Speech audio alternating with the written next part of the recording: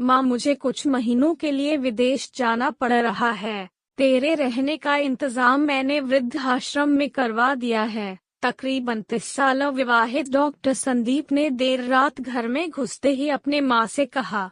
तब माँ बोली, बेटा तेरा विदेश जाना जरूरी है क्या? माँ की आवाज में चिंता और घबराहट साफ झलक रही थी। तब डॉक्टर संदीप बोला, माँ मुझे इंग्लैंड जाकर कुछ रिसर्च करनी है। वैसे भी तो कुछ ही महीनों की बात है, फिर मैं आपको वापस घर ले आऊंगा। जैसी तेरी इच्छा बेटा, मरी सी आवाज में माँ ने कहा।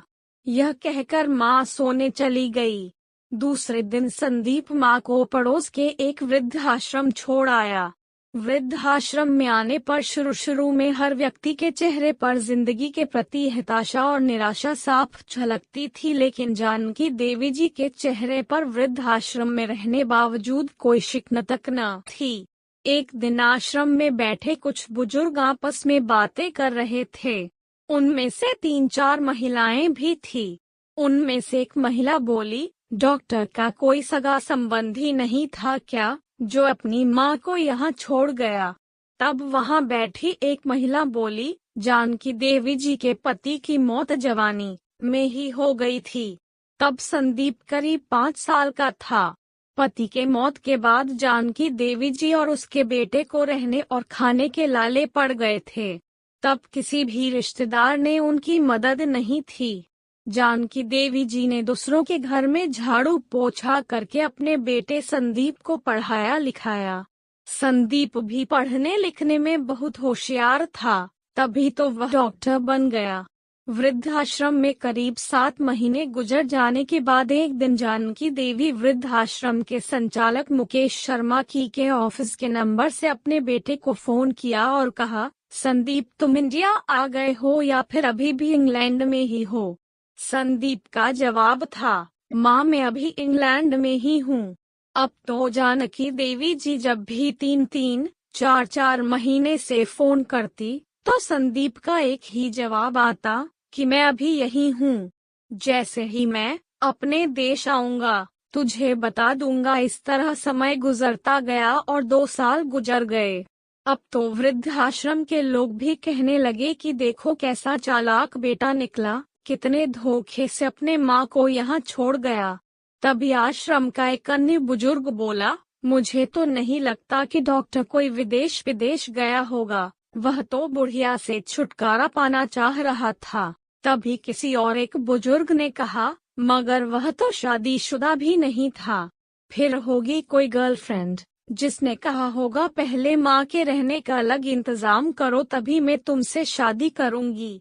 2 साल आश्रम में रहने के बाद जानकी देवी जी को अपनी नियति का पता चल गया। बेटे का गम उन्हें अंदर ही अंदर खाने लगा। वह पूरी तरह टूट गई।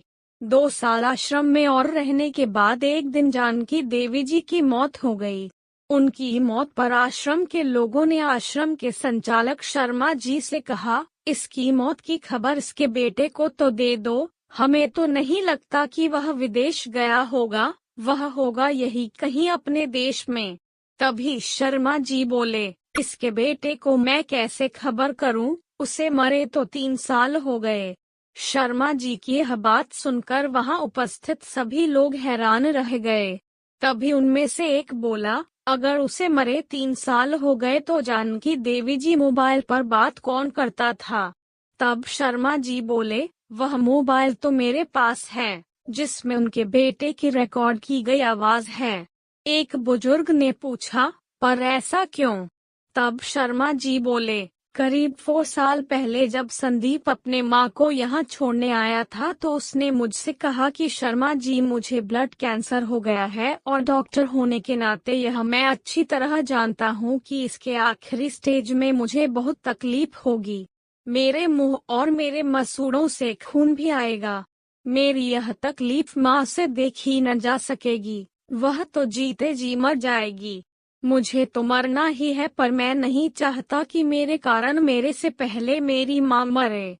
मेरे मरने से पहले 2 कमरों का हमारा छोटा सा फ्लैट और जो भी घर का सामान आदि है वह मैं आश्रम में दान कर दूंगा।